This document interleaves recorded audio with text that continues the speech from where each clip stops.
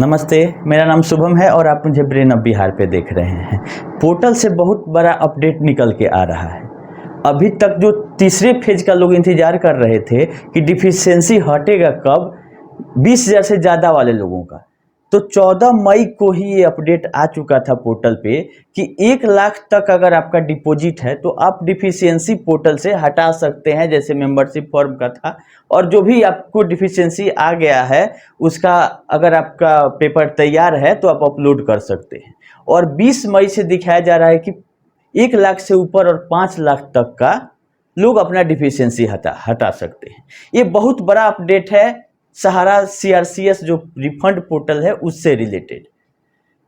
कि court case का तो अपडेट हम लोग देते ही रहते हैं, लेकिन मेन मुद्दा है पैसा कैसे मिलेगा। तो पैसा पोर्टल से ही मिलेगा और इसमें अगर कुछ छोटा मोटा भी परिवर्तन होता है तो उसको बताना हम लोगों का फर्ज है। तो लोग इंतजार कर रहे थे कि पोर्टल से डिफिशियंसी कब हटेगा, तो लेकिन आप लोग को मेरा राय है कि 1-2 दिन इंतजार जरूर कर लें डिफिशियंसी हटाने के पहले, कि पहली बार आ रहा है 1 लाख तक। तो क्या डिफिशियंसी में आपसे मांगा गया था वो पेपर आपका सही तैयार है कि नहीं है, या कुछ चेंजेस हो सकता है कि 1-2 दिन में नया कुछ फिर से कर दिया जाए। तो 1-2 दिन बर्दाश्त करने में कुछ नहीं जाता है, थोड़ा सा वेट कर लेंगे आप। अगर हम किसी का रीसबमिशन करेंगे, कुछ नया चीज रहेगा तो फिर हम आप लोगों को वीडियो बना के बताएंगे कि क्या डालना है, क्या नहीं डालना है और क्या सही तरीका है। तो 1-2 दिन जरूर आप लोग वेट कर लें। अगर आपके पास पेपर रेडी है, आप सब कुछ अच्छे से समझ गए हैं तो आज भी कर सकते हैं, कोई दिक्कत नहीं है। लेकिन 1 लाख से ऊपर कल दिखाया जा रहा है कि लिया जाएगा 20 मई से। तो 2 फेज जो कि 25 अप्रैल को लेटर वायरल हुआ था सहारा इंडिया का, उसी से रिलेटेड 14 मई को भी एक लेटर और आया है कि 10,000 तक जिनका जमा है उसमें फॉर्म स्कैन करके नहीं देना पड़ रहा है सीआरसीएस को। अगर सहारा ने ओके कर दिया कि पार्टी मेरा सही है तो सीआरसीएस को उसी के बेसिस पर उसका पैसा रिलीज कर देना है। ये सहमति बन गई है। इसका लेटर आज मतलब 14 मई को सोशल मीडिया के माध्यम से हम लोगों के पास आया है। तो ये अच्छा पहल है कि 10,000 रुपया के लिए कोई कितना बार फॉर्म अपलोड करेगा और मेंबरशिप भरेगा, रिसबमिशन करेगा। तो ये सराहनीय कदम चाहे सहारा की तरफ से उठाया गया हो और चाहे सीआरसीएस ने उसको मान लिया। दोनों के तरफ से लोगों का, अगर जिसका 10,000 तक है, अगर वो एक बार सबमिट कर दिया, उसका आधार सही है, अकाउंट सही है, तो पैसा उसके अकाउंट में आ जाएगा। दूसरा राहत ये मिल गया कि आपका अगर 20,000 से ज्यादा है और 5 लाख तक है तो 20 तारीख के बाद आप सब लोग उस पर रिसबमिशन कर सकते हैं। हालांकि इसमें 10,000 से ऊपर अमाउंट देने की कोई बात अभी तक नहीं है।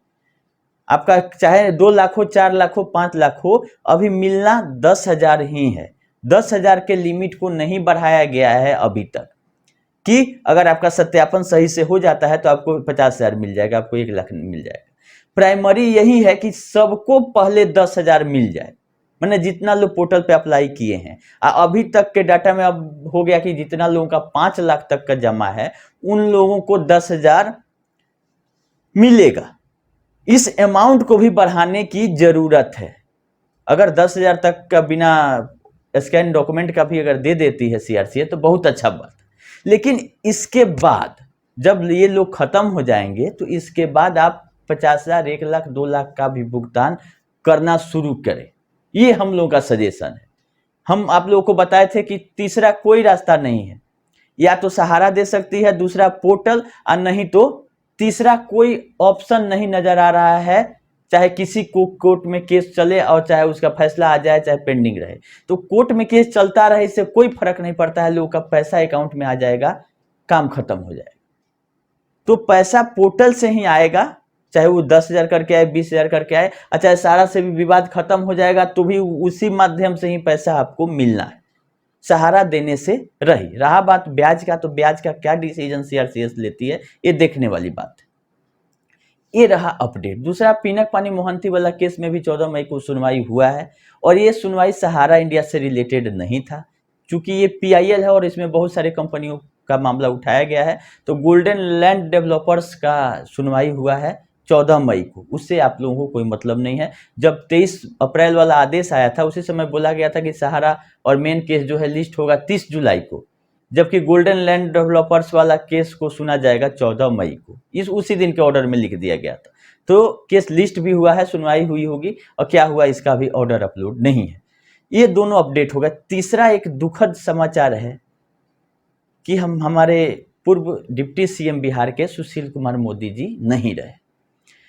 उनको श्रद्धांजलि जरूर देने चाहिए हम लोगों को जो सहारा पीड़ित है, क्योंकि हम लोगों का पॉइंट टू द पॉइंट जो उठना चाहिए, जो मुद्दा तो बहुत लोग उठाते हैं, लेकिन क्या उसका पॉइंट है उसको उठाना राज्यसभा में बहुत बड़ा बात है।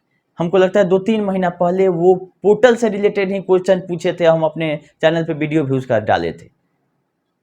और अब बीजेपी में रहते हुए बीजेपी के मंत्रियों से पूछ देना, चाहे सरकार से क्वेश्चन कर देना कि सहारा पीड़ितों के लिए सरकार क्या कर रही है और पोर्टल के माध्यम से कितना पेमेंट हो पाया, इसका टू द पॉइंट उन्होंने क्वेश्चन रखा था। लेकिन दुर्भाग्य है कि उनका एकाएक देहांत हो जाता है, तबीयत खराब था। तो ये दुख भरी खबर है सहारा पीड़ितों के लिए कि जो हम लोगों के लिए आवाज उठाया उसको तो श्रद्धांजलि देना हम लोगों का कर्तव्य, फर्ज सब है।